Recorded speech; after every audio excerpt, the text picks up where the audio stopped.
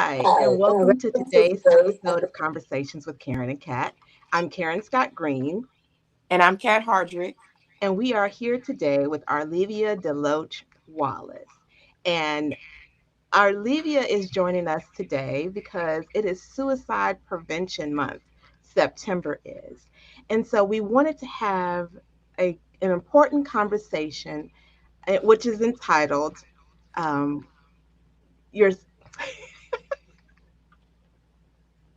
I just flaked. Anyway, this conversation is about suicide prevention and checking in on your strong friends, That's because right. often the perception is that when people seem to be doing well, um, that Mm-hmm. they don't need anything. But those are the folks that we need to be checking in on, because as suicide the reason why we have Suicide Prevention Month is to raise awareness and discuss the highly stigmatized topic of Yep. mental health awareness and suicide. Right. And, I did a little bit of digging, Yep. and a report from the U.S. Surgeon General found that from 1980 to 1995, the suicide rate amongst African Americans ages 10 to 14 increased 233% as compared to 120% of non-Hispanics. I know there Mm-hmm. used to be a time where we thought that suicide didn't happen in our community, but it Mm-hmm. does. It Um, does. it does. And from 2000 to 2020, not just in our community, but it does. But this is what we want to focus on to take away that stigma. From Correct. 2000 to 2020, more than 800,000 people died by suicide in the United States, with males representing 78.7% of all suicides that happened between 2000 and 2020. In 2022, around 94,000, almost 50,000 people died by suicide, according to the CDC, which is the highest number ever recorded. Mm. And so, with that, Olivia, tell us about the services that you provide and how we can check in on our strong friends. Yeah.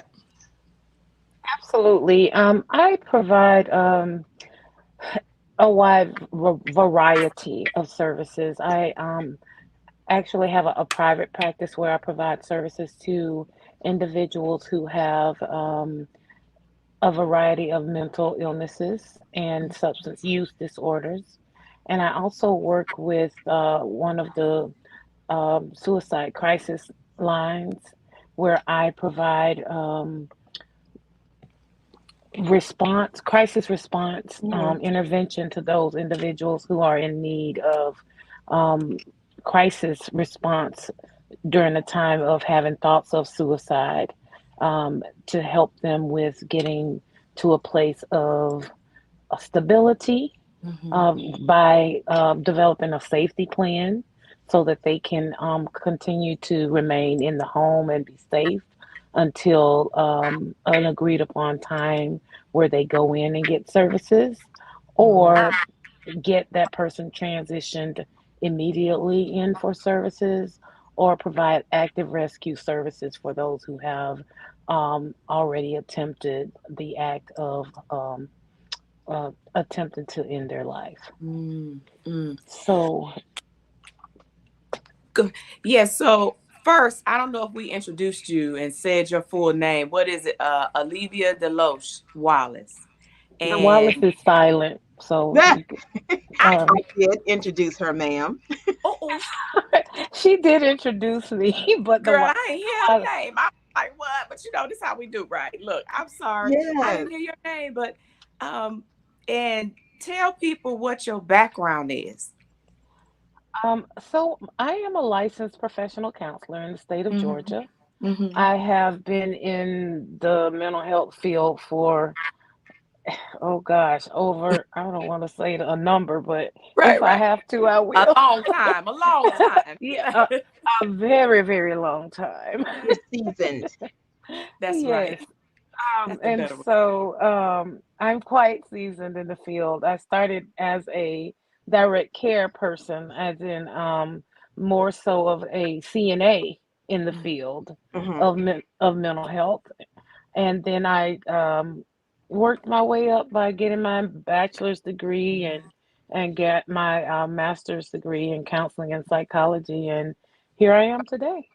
And the reason I ask that is because the stats that my girl laid down, with your years of experience, can you speak to the change and the increase and maybe some reasons why you think suicide prevention has hiked so high in the recent years? Well, suicide completion has hiked so high over the last few years, primarily due to number one, people being closed off and not having human to human interaction. Mm-hmm. COVID has done a number not only with the disease attacking us physically, but Mm-hmm. emotionally and mentally as well. The residuals of COVID has caused a lot of individuals to be isolated, and Mm-hmm. as in the spiritual realm, when the older people would say the idle mind is the devil's workshop. Mm-hmm. Um, Not to say that people that complete suicide are of the devil or have the devil um, in their mind, but just saying when a person does not have any contact and are not able to get human interaction, Mm-hmm. um, your mind rambles, especially when a person is already suffering from a mental illness such as depression or, you know, any other type of anxiety or any other type of disorder that causes that person to suffer from sadness or have Mm-hmm. symptoms of having thoughts that they don't want to be alive anymore. And Mm-hmm.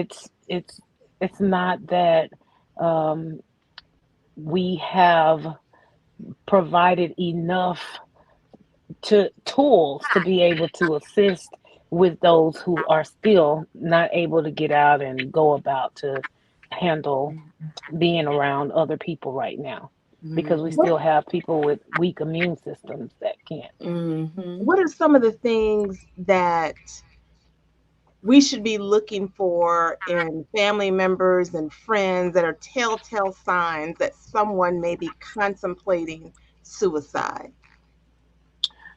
You know, there are several things that we should look for.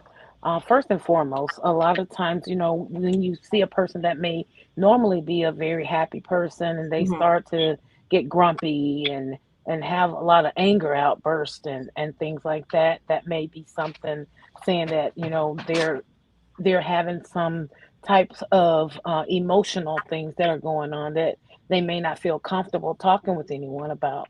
And a lot of times, when people don't feel comfortable or confident having someone to speak with about something, they will internalize it for a long time. And then a person may start just shutting down and isolating. And Mm, when that person starts isolating, then maybe they may stop taking medications that they were okay. originally taking. They may start storing up that medication to use for um, a possible suicide attempt. They may even start giving away some of their most prized possessions, saying that they're going to have a yard sale or they're going to give away these heirloom type of things to other people. And you know that these are things that they really, really take as their pride and joy. Those are some of the things that you want to look for and look into. And you want to ask the questions. Don't be afraid to Okay. ask a person, if they're having thoughts of suicide. Okay. The most the most, I guess, stigmatized thing, I guess, that a person may say, or the most incorrect thing that we feel is that, oh, if you ask someone if they're having thoughts of suicide, that'll put it in their head and Mm, make them want to act on that. That is absolutely incorrect. When a person suffers in silence and they Mm-hmm. don't feel like they have anyone to even ask them how they're doing, or if there's something wrong with them, or if they're having these thoughts, then they're really going to feel like they don't matter in the first place. Mm. If Yeah, we, as family, friends, loved ones, associates, strangers, it's everyone's job to check on each and every human being. It's not just my job as a professional. right. I totally agree with you. Suicide unfortunately has touched my household in that people that um, my two sons' best friends have committed suicide, has committed suicide tragically, and one by firearm, and the other one by jumping out of a window. Hmm. And knowing, we didn't, they didn't, they were young, they didn't see the signs. One was isolated and felt alone. And I only can imagine that that was the uh, triggering point for that young person to do that. Mm. And then the other one was in the home with the family, and you just don't know. So those signs that you're speaking of is so important. um, but how can we wrap our arms around family members? Because I call veterans and check on veterans. So Right. that's one piece that we can do. But how can we wrap Absolutely. our arms around people? Because when we check on them, even if they don't tell us, right? Because I've had a person say, "Don't tell anybody." That I can't not tell anybody Mhm. that you're thinking about suicide. So how can you walk me through like how to handle that? Because that has literally been in front of my Right. Well, I'm faced with that a lot when it has been even with clientele. They'll say I'm not gonna tell anybody because that's gonna get me locked up, and mm-hmm, because they feel like it's punitive for mm-hmm, them to have a respite to go to the hospital and things like that. But mm-hmm, it's very important that if someone is suffering in silence and they are having thoughts of suicide, that you let them know that you know I, I can't guarantee you to keep this as a secret, because this is not a secret to be kept. right. It's very important. This is a matter of your life and your death. And Mm-hmm, at this point, it's my due diligence to keep you safe, mm-hmm, because right now you may not be in a good place to keep yourself safe.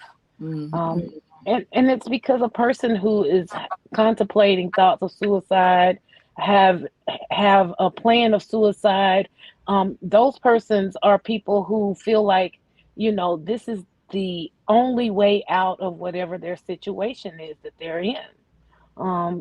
And at that moment, mentally and emotionally, there's no stability.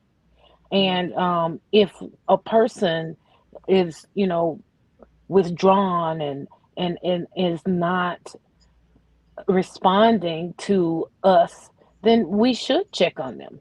Yeah. We should go by to see them. Those persons who we may feel that are at a greater risk, especially the elderly. mm-hmm. Elderly people complete suicide at a higher rate than we would expect. Okay. Wow. And I it's wasn't aware of because, that.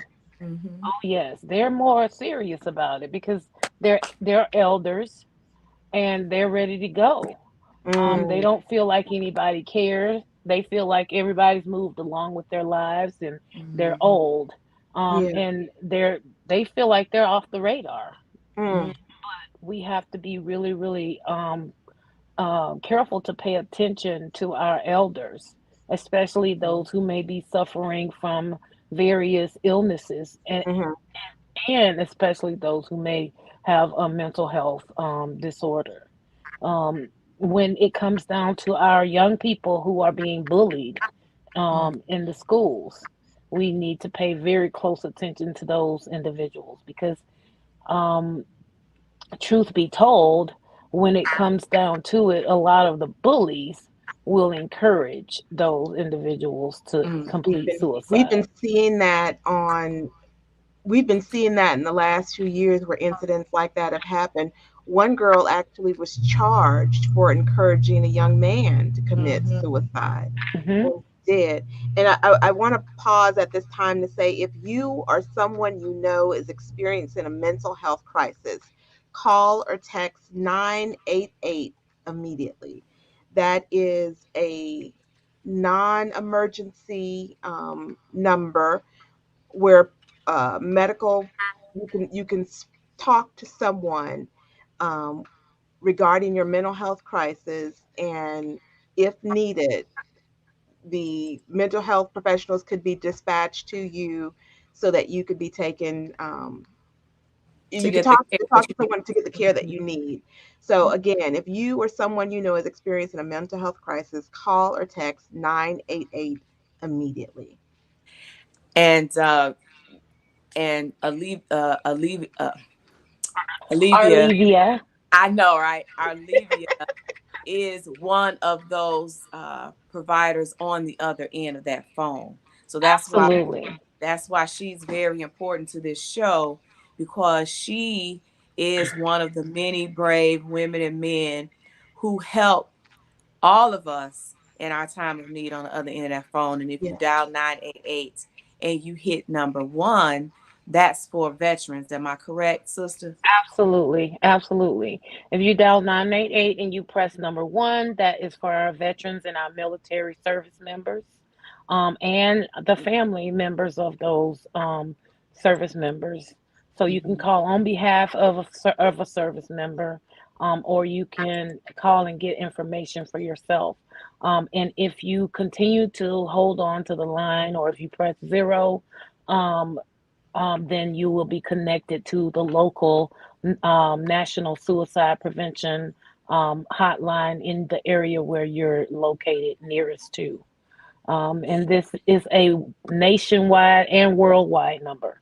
It's not And, just specific. Hmm. and if you are not in Go ahead. crisis, you can also reach Arlevia via email at buildingbrighterfuturesinc@gmail.com, or you can reach her by phone at 404-913-6604. And the website where you can also reach her is buildingbrighterfutures1.com, and that's the number one. And so, as Arlevia has said, she also is in private practice and she sees patients. So, if you're not in crisis, then this you want to reach out to a therapist so that you can have ongoing care in conjunction and working with your therapist and a medical doctor. Is that correct, Arlevia? Absolutely, absolutely. And if you aren't in crisis and you do want to reach out, you can actually dial that 988 number, and those mental health professionals, they can get you information and get you connected to places where you'll be able to find like therapists that may be close by your area and things of that nature as well. And it's for individuals who are having a crisis, period. Whether it's a suicidal crisis or mental health crisis or behavioral health crisis, substance use or addiction crisis, Oh, wow. um, Okay. all of those individuals who are suffering from any type of crisis can call 988. Okay, that's good to know. That's good to know. So, I this may be a weird question, but it was posed to me. Like, what do you do when you call that number? Like, seriously, like that process of it in itself is intimidating, and sometimes people don't want to call it because what's going to happen when they call? Before you Well, answer that, can I say this one thing? If you're uncomfortable talking on the phone, you can chat the Suicide Crisis Lifeline at 988lifeline.org. Again, that is 988lifeline.org. or you can simply text 988. Mm-hmm. Okay. So what happens is it is intimidating. Mm-hmm. And I'll have to be honest, because every time I pick up the phone, I don't know whether Mm, I'm going to get a person who's it has actively acted on a, an act in their life, or Mm-hmm. if I'm getting someone who has been contemplating thoughts, if Mm-hmm. I'm going to speak with someone who's playing on the phone. Right. Those, we have from all broad spectrum of people. However, um, you as a person that may be having thoughts of suicide have to first be true to yourself and acknowledge that this is what's happening, and not be afraid to say, okay, I'm not okay right now. And Mm-hmm. it's okay to not be okay. There are That's people right. that will be there to support you. And I think the most important thing for individuals who are in crisis, who are having thoughts of suicide, is to know that going to be evaluated is not a punitive measure. It mm. is That's not right. something to um, make you look like you're um, a weaker person, a lesser person. It's not something to lock you up. It's because you're going to go home. You're going to be evaluated, and you're going to be there, and you're going to have people there that are there for your safety and your health. It's not a punitive thing. It's not to punish you. It's not for you to be embarrassed by any means. It's for help. Mm-hmm. It's to help a person who's not in control of their actions or their thoughts or their feelings enough to be able to make the good decisions for themselves. Because sometimes when you get to that, when you spiral out and you're not, uh, you have hallucinations.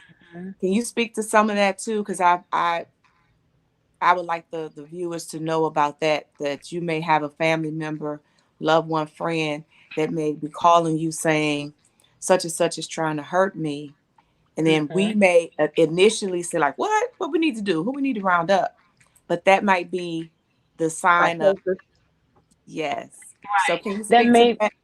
Right. So a person who may be having audio hallucinations or visual hallucinations may be at a higher risk of contemplating suicide, because the audio hallucinations, as we know, that's where a person is hearing voices.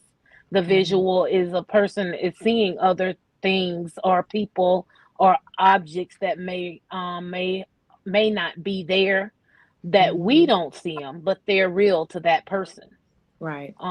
And we also have this other type of hallucination that's called a tactile hallucination, and that's basically where they feel things Mm-hmm. that may be sensory, as in on their skin, in their skin, or they may feel or see like something crawling inside of their skin and things of that nature. People who have any type of hallucination can be at a greater risk of a suicide, because those thoughts that may come for a person who may not have suicide, they may be able to combat those. But a person who is having an audio hallucination may be hearing something that may be coming from the inside of their brain or from the outside, which is telling them or giving them a command to do something. Is So is that a large number of people who have suicidal thoughts, or is that a very small percentage that have suicidal thoughts that would also have hallucinations in conjunction? the second of what you said. It's a small Sometimes number. no, it's not a small number. Okay. It's Mm-hmm. it's not a it's not the largest number, but it is a great amount of people who have a combination of both. Mm-hmm. Especially those individuals who are diagnosed with those severe and persistent mental illnesses that um, have symptoms of audio, visual, or Mhm. tactile hallucinations. Mm-hmm. So Mm-hmm. those people would experience more. of a, especially when those individuals who may be diagnosed with a disorder called schizoaffective disorder. Hmm. That would be something where a person has the um, same characteristics of maybe a depression and bipolar, as well as schizophrenia, Mm-hmm. all put together in one diagnosis. And the symptoms of all of those would be having the audio visual hallucinations, um, also having the depression, as well as, maybe even having manic episodes and, rage and things of that nature as well. Okay.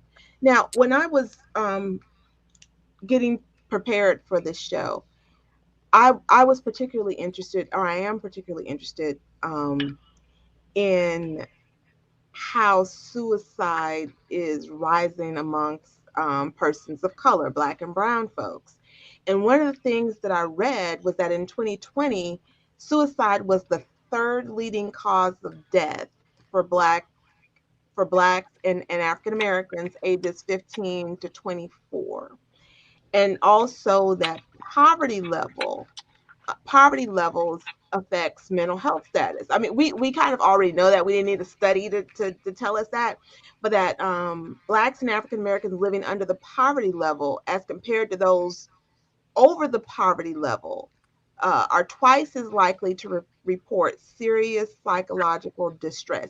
Can you kind of address how um, socioeconomic status is impacting persons of color? And I guess I was really interested about that because as we're coming out of the pandemic, and people are on unshaky financial footing, and they're dealing with a lot of pressure. Student loans just kick payments just Inflation kicked back in high, October. loaf of bread high. Yeah. So are you seeing in your practice an increased amount of like anxiety and angst and just unwellness as it comes to issues that are caused by folks' concerns about their financial status? Absolutely. A lot of the African American population are troubled with financial issues, especially with on those socioeconomic statuses that you guys are referencing. Hmm. However, there's a large number of other things that pour into the pot of it as Okay. well. So and we have the socioeconomic status component where we may or may not, but we also have to recognize, number one, the stigma against mental health and mental health Mhm. treatment in our community. And when we continue to have that stigma and we are not doing anything to decrease that stigma, we're going to continue to have our teenagers and things like that who are suffering from a lot of different things in silence, i.e., bullying, right? Mm-hmm. Mhm. I.e., some of our teenage kids now are experimenting with all types of different substances, which induce psychosis and things of that nature. In addition to that, we have a lot of our teenagers, when they hit certain thresholds, they're experimenting sexually and they're getting Mm-hmm. picked on because of that. And that induces a lot of bullying, which in turn causes our teens to do a lot of things that they don't ordinarily feel like they want to talk to anyone about. Okay. They're not going to tell anybody that they're planning to end their life. And in addition to Mm-hmm. all of those things, we still have the family things that are occurring, i.e., Correct. family abuse, physical, emotional, and sexual abuse within family systems. All of those Mm-hmm. things are still relevant. Those things are still elephants in the room and things that are being Mm. swept up under the rug. And so, with all of that, and our community saying, "Oh, we don't need it. That's just for a certain um, demographic Right, background. right, We're right. we don't get that type of problem." Um, newsflash, we all have issues. That's And we right. know, and we know that that's not the case. We know Hmm. that suicide amongst young people particularly is up. It has increased over Absolutely. the last few years. The death, And with firearms. yes. So, Absolutely. Because, young people are very strategic, and they're very resourceful mm, because they know how to go and get things. They know how to watch parents who, in a lot of states, there are open carries. So the Georgia. parents have fire, right? Georgia, Florida, Hmm. some other states where, the firearms are there. Okay. And you don't have to have a parent that has a firearm to be able to have access to a firearm. People That's are right. resourceful. And Yes. so, you the main reason, though, I want to address, you said that the males have a higher lethality rate, is a Four term that four we call times it. African American men are four times greater than that of African American women, according to the Absolutely. CDC in 2018, to be a victim That's of because they're suicide. Suicide. using more lethal means. And when I Mm, say more lethal mm, means, I mean firearms, Hmm. hanging themselves, wow. jumping Hmm. off of tall fixed Hmm. objects, and Hmm. things of that nature, Hmm. because those are things that are irreversible. Wow. You can't, Hmm. um, you know, um, reverse those things. Hmm. So Correct. they those populations are there. When they say that they're going to do it, they are going to do it, and they mean what they are going to do. They're And a more likely lot of to, times to follow through. they're more likely to follow through, and they're more likely not to tell. Mm, You know, like I said, my son, one of my sons, they didn't own a gun at all. A friend, son's friend that I mentioned earlier, did not. The family did not own a weapon, and like you said, somehow that young person was able to find a firearm and use it and end his life. And I would like to, for everyone, well, and Arlevia, just speak to one. Is it okay for parents to still search their child's rooms and have conversations about that? Because if you yes. don't have a firearm, and Yes. if you don't have a firearm, sometimes people feel like, well, I don't want to invade their privacy and all You this other better. stuff.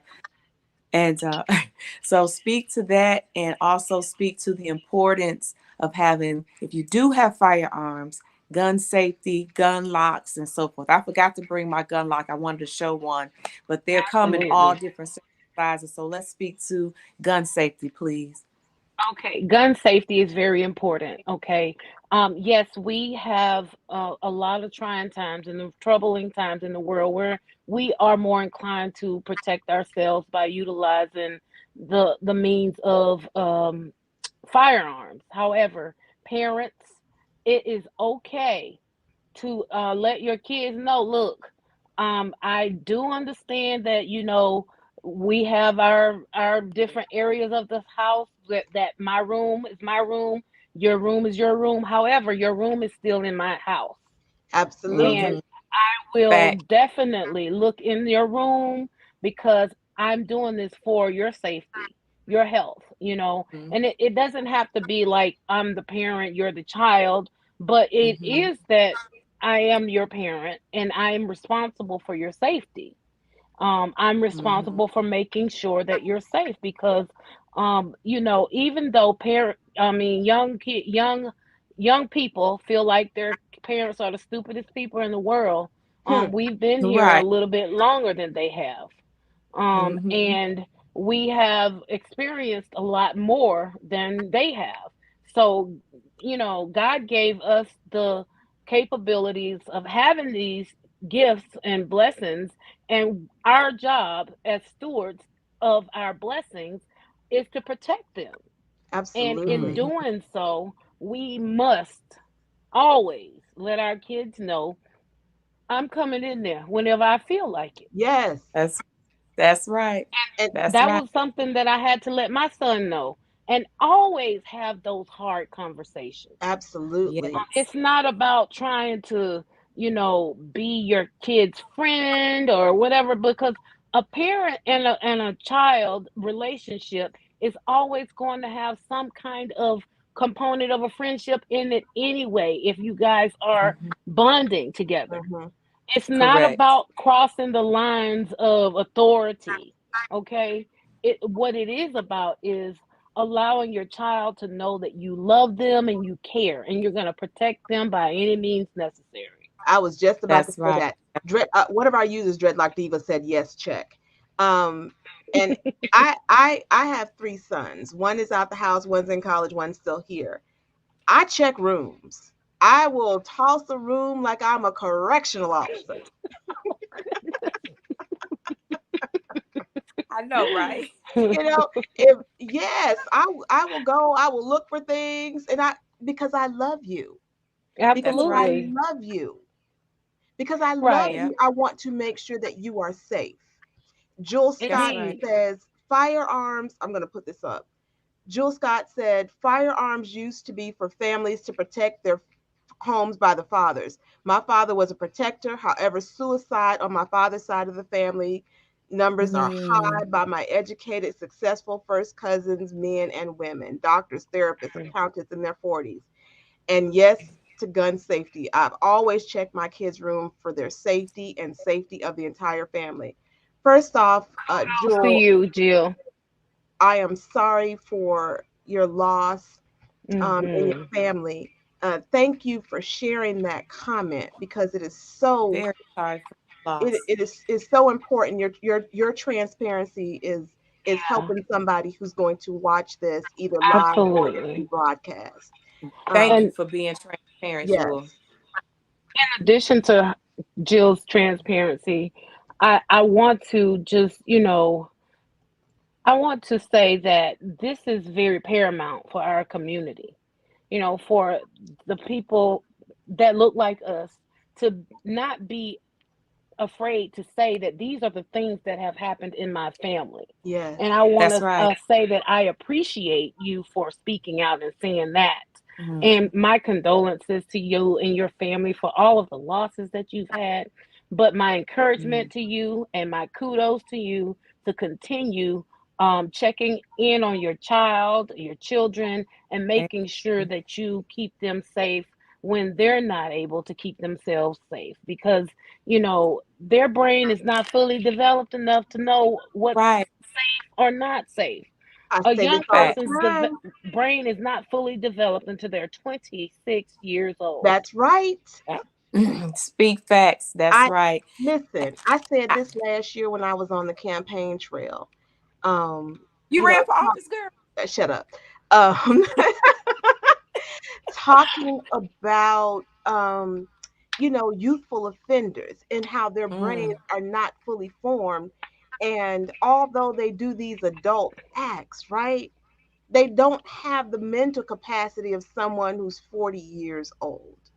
Does that right. mean they're not held accountable? No, it doesn't mean they're not held accountable. It just means that we have to be aware that they've Right. made this decision and they are not fully formed human beings yet. They are Right. Absolutely. Adults. Fully formed Absolutely. adults. Hmm. Look, I'm I got my gun lock. I got my gun lock. So I yes. have my gun lock. So this, I don't know if I let me see if I can zoom in a little bit. This I is a see gun it. lock Okay. family, and it has a key in here, and it actually has a crisis card in here. So Mm, Mm, sometimes when I go, I keep these in my car.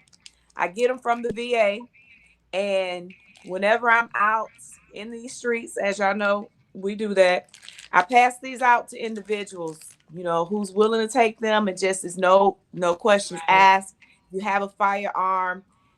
I encourage you to have these. They're very easy to do. If you're a veteran, you can grab these at the VA. And as a vet, I try to get them and pass them out. So if you see me in the streets, I keep these in my ready to care bags and I pass these out. The more we have of gun locks, and they come in all shapes and sizes. I mean, you can go from You can go from this inexpensive one to very in-depth fingerprint entry codes and everything. But please, please, please, if you have a firearm, if you're considering to have a firearm, and even if you don't have a firearm, keep one of these in the house. So if you happen to discover in your household that there is a firearm, you'll be prepared. And have conversations about firearms with everyone in your household. I don't know if it's an age appropriate. You ladies, you tell me, doctor, if it's a certain age that you will start. But I believe that the sooner you start having conversations about weapons and how important that we need to know how to use them, how to keep them clean, how to keep them safe, and keep them away from young people, because we have kids that are 5 and 6 years old having firearms, taking them to school and Right. doing things. So I just really want to drive that home, family. Get you some safe gun locks. I say Gun if locks or gun safes? both, Yeah, yeah. both. If they're inside of a safe, then they're more safe than they could be, especially if it's a gun safe that has a key that you carry Mhm. with you, Hmm. or if it's a combination um, gun safe.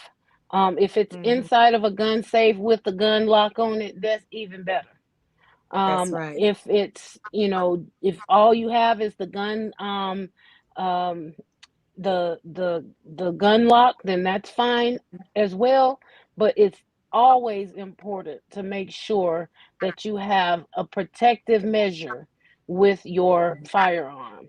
And that's Hmm. not just for the kids' safety, that's for yours as well. That's Absolutely. right. Because you may forget to put it on safety, Yeah. and Mm, some freak accident could happen. So just be mindful about all of those things. And you can have the gun on safety, and a freak accident can happen. it So happened. let's be Absolutely. clear that firearms are meant for people who are responsible adults who Absolutely. know how to use it. Because if you're nervous with a weapon, don't buy a You gun. don't need it. Please Go don't. get educated, join a gun club, go to all these places, get prepared. Because I was in the military and I was freaking out, but I had extensive training on how to Right. use weapons. We were constantly in drills and so forth. Same thing for all our law enforcement and so forth. People are trained. And I get comments, well, Kat, if someone breaks in my house, I want to be able to grab my gun. Dude, you should have enough time between them breaking in downstairs and you upstairs or whatnot. You know what I'm Right. saying? And if Right. you have children, you are more likely for your child to grab your firearm before somebody breaks Absolutely. into you. You see what I'm saying? So Absolutely. let's Mhm. just be a little more diligent with that. Let's check our kids' rooms. Let's have those conversations. Let's dial 988 if you're feeling some type of way. And let's have conversations about it. Call in, talk to us. Let's Right. break the stigma, because Yeah, no one's above mental health, right? Right. absolutely. No one's So above it. And we need to embrace it. we had another comment from Joel Scott coming from um, Oh, coming from LinkedIn. Jules says, "Thank you for this information. Yes, my children are all grown, college educated, but I still check in on them no matter what state of mind they are in. facts. I'm an I empty know that's Amen. right. nester now, so That's yes, great. gotta protect. Yes to gun locks, and I don't Yes, Mhm. you do. I personally don't have a weapon. There's one in my house. I don't own it, but I, for a long time, was very nervous about having um, a gun in my home. My husband actually Mm-hmm. bought it without telling me because I was like, Mm-hmm. no. Then, we had an incident at the house, and that's how I found out Mm-hmm. he had it because he came out with it to protect the home. And I was just like, but What?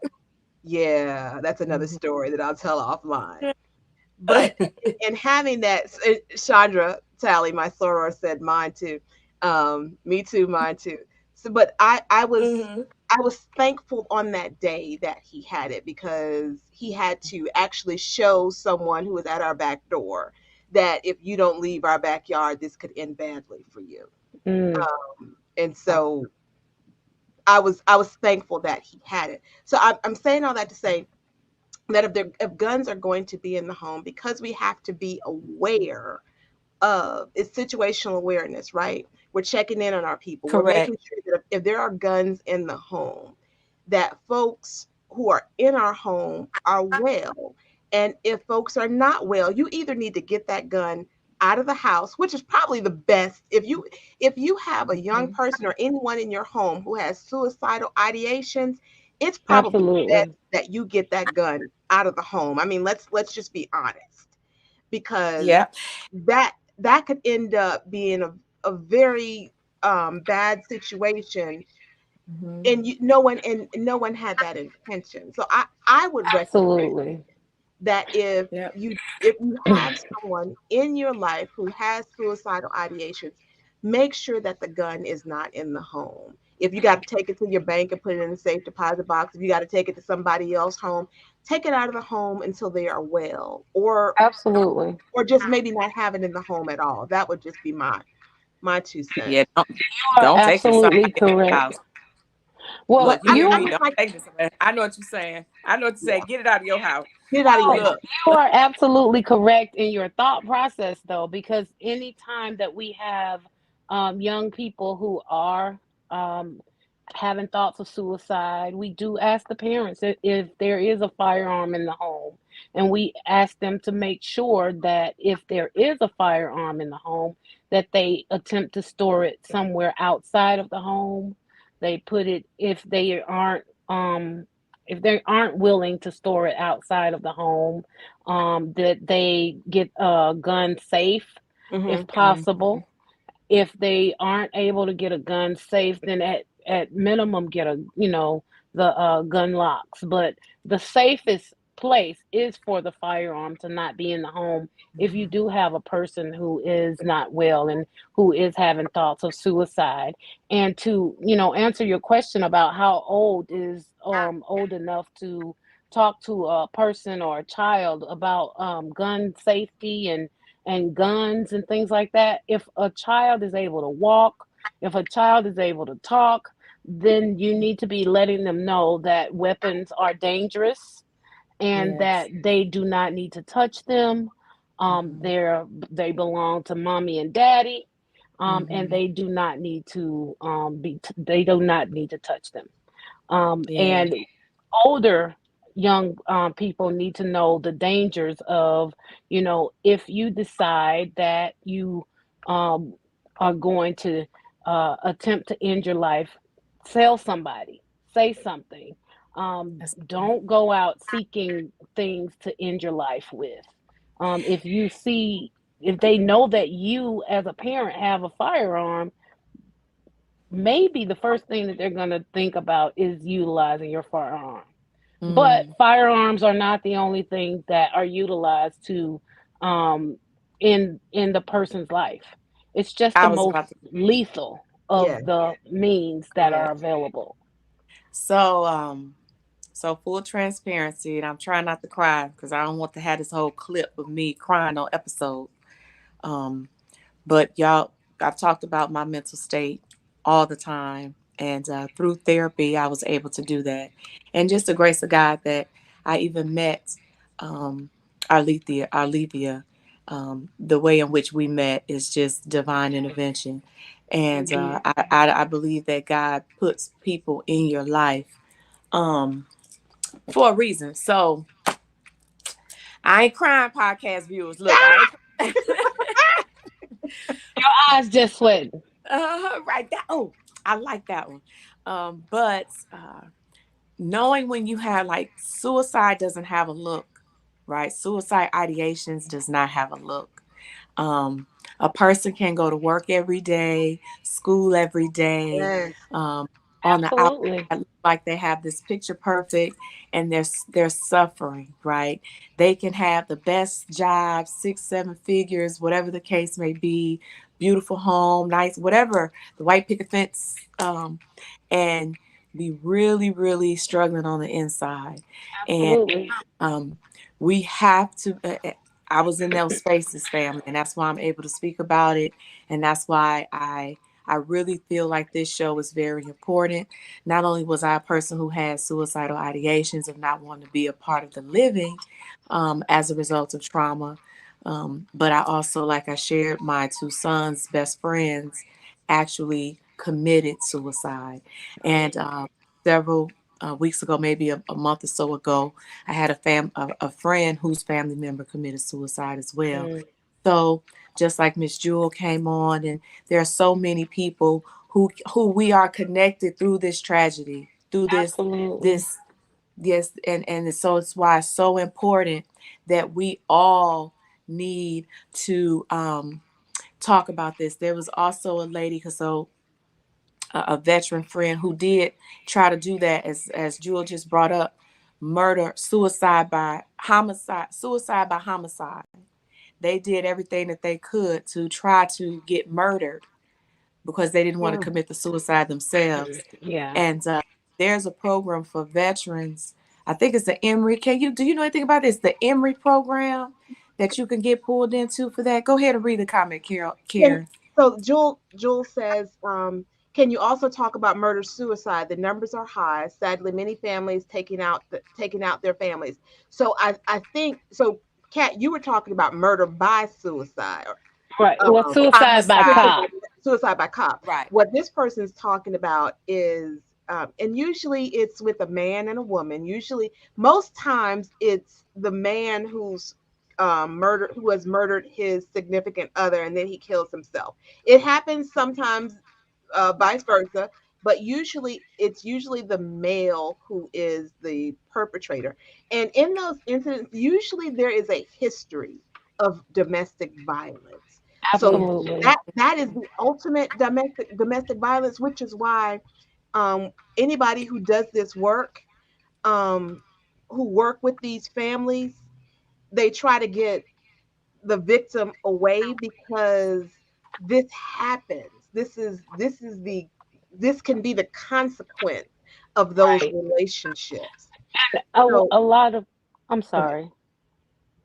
Go Go ahead. ahead. I'm sorry. A lot of these individuals may have Hmm. the opportunity to go into shelters and things of that nature. That's the primary reason why shelters are so um, Important key.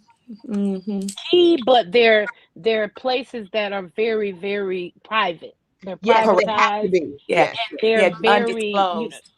very, yes, Mm-hmm. undisclosed. That's the word I was looking for. My Yeah. brain No, all day. girl.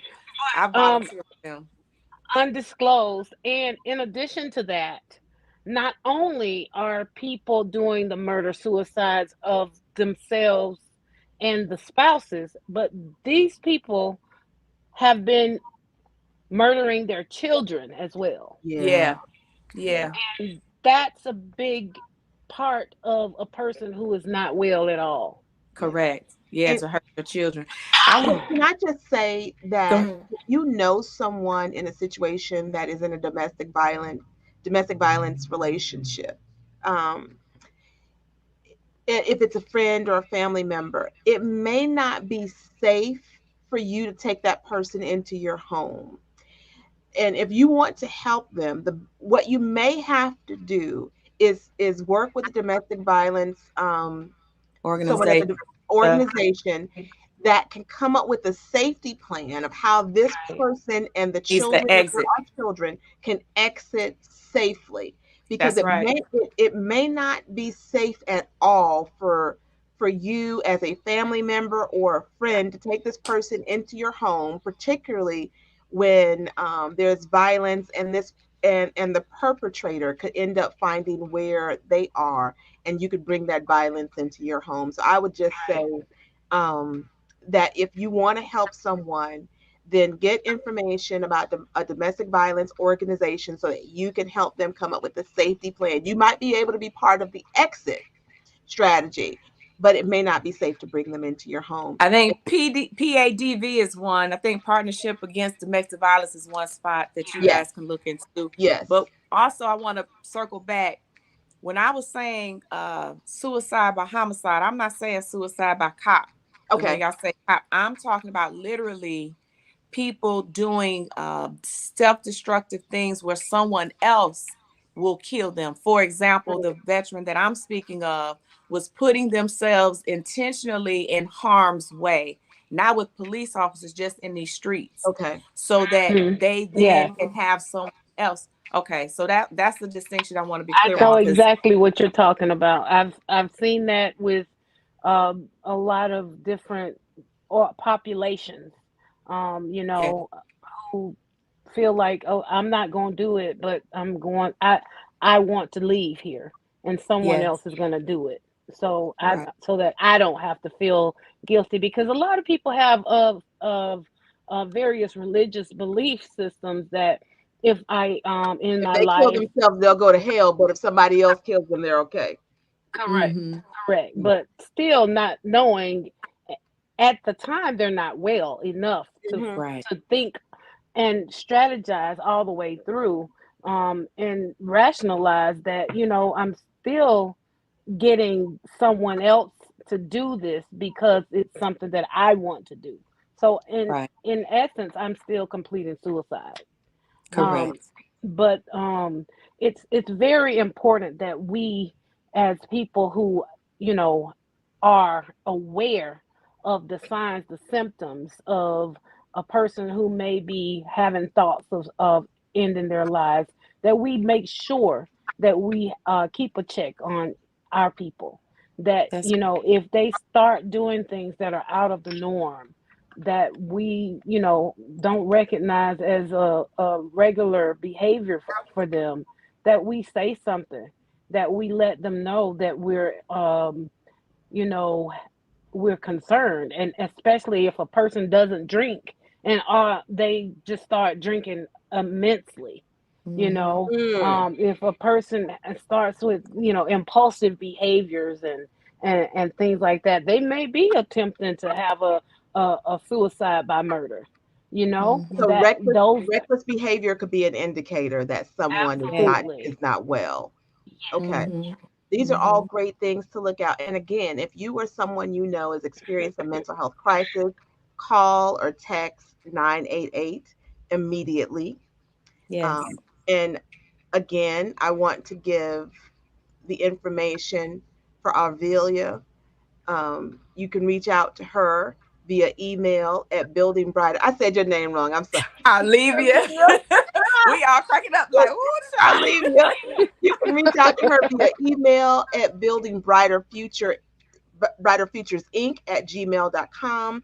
Phone number is 404-913-6604. And the website address is buildingbrighterfutures1.com. Kat, what you putting on your glasses for? Ah, girl, I'm trying to see what's scrolling on the bottom of my screen. I can't see nothing. Oh my goodness.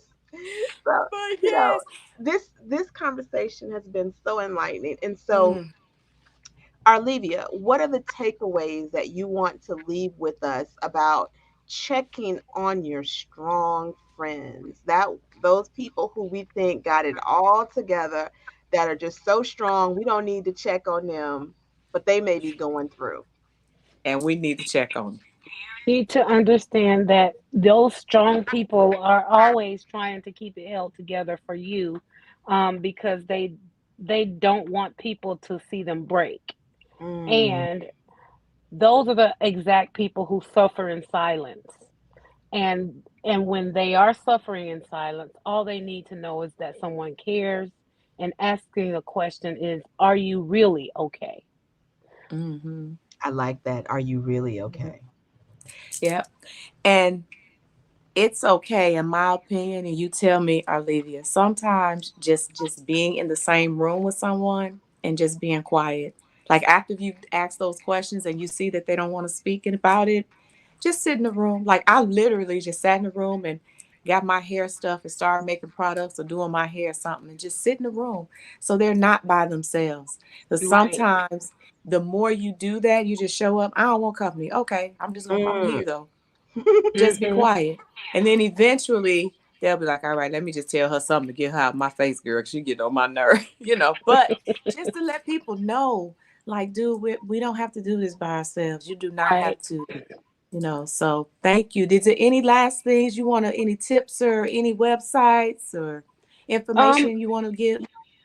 a great resource for any type of person who has any kind of mental health or substance use is the SAMHSA, and that's the Substance Abuse and Mental Health.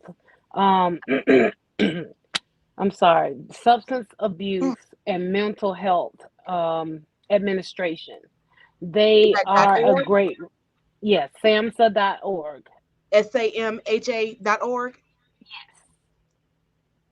They give a lot of resources for um, counseling. They give a lot of resources for independent places where you may be able to get inpatient treatment. And a person's contrary belief system is that if I go to the hospital, that they're going to keep me for a long time. Well, for the most part, when a person is going in for observation, the observation period is between 24 to 72 2 hours. hours. Mm-hmm. Mhm. Okay. However, I would prefer to be evaluated for 72 hours when I'm not in a place where I am able to make good decisions on my own than to not have anyone to look at me at all. Mm. Mhm. Because if you make a decision to die by suicide, that's a Mhm. permanent end to a temporary situation. Oh, I say that That's all the right. time about That's suicide. right. I say that Mhm. all the Yeah. time. Jewel Scott says she loves that. Are you really okay? Me too, Jewel. And yes, sir, That's in right, the Drew. ear, in the space. Thank you, ladies. I stumbled across this. Yes, I love that too. Are you really okay? But I've Are you really? often said that it's a permanent solution to a temporary problem. I have Uh, known I mean, I mhm. have known three black male attorneys that have taken their life Mm. um, since I've been practicing. And I've known Mm, one female attorney who took her life, black female. mm, Um, and on the outside, right, it looked like they had it all together. Um, Mhm. Great jobs, family, in two of the instances, and it just looked like they had it together. So when we heard that they had committed suicide, we're just like, what? Yeah. But who was asking? Then it makes me wonder: was anybody around to ask, "Are you really okay? Are you okay? That's Are right. you Are you really really okay? yeah, Mhm. And more importantly than that, we have to remove the stigma stigma. for our folks, Girl. particularly for getting mental health care, Absolutely. for being well. And even being in the space of thinking about suicide. Like talking about mental health is the stigma, right? Hmm. And having an issue. But being the person on the other side saying, I attempted suicide. That right there, like no one says that and they keep it in themselves. And that's why I was sitting, like what I said, full transparency. Because I was sitting here thinking about it because y'all know I'm running for office. Y'all know I'm out here in these streets, but I can't be a hypocrite. I can't sit up Mm. here and say, I want everybody else to talk about it and then I don't share my own story. Not that Right. I'm obligated to, but I want to help liberate somebody else. So Yes, I indeed. must, if God has seen me to this side, I must use my story to help somebody else. Mm. So I'm prayerful that this story liberates someone, saves someone, and builds us and make us to be a stronger community What does the so song? that If I can help somebody, then my living has not been in vain. Somebody at some point is going to And stumble across this podcast episode and they're going to hear you, sister. And like Jules said, your tears are okay. Your tears are beautiful. You know, I yes, tease they about being are. a waterhead, but your tears are beautiful because you're authentic in telling your story. You're transparent. That's why I love you. You're Yes. transparent. That's what draws me to you, Mm, right? And thank you. somebody Love y'all. in this episode is going to say, okay, it's time for me to make a phone call. Indeed. It's time for me to make a phone call. Either that's going to be the 988 or it's going to be the Arlevia. They're going to make a phone call. Thank you. Indeed. Yeah. Thank you. And on that, my sister, because nothing else needs to be said. Thank you for Thank joining you us. all for having me. Thank Thank you. you. Thank you for joining us on this episode of Thank you. Conversations with Karen and Kat, where we're Well, impacting we the are world impacting the world one one conversation conversation at at a a time. time.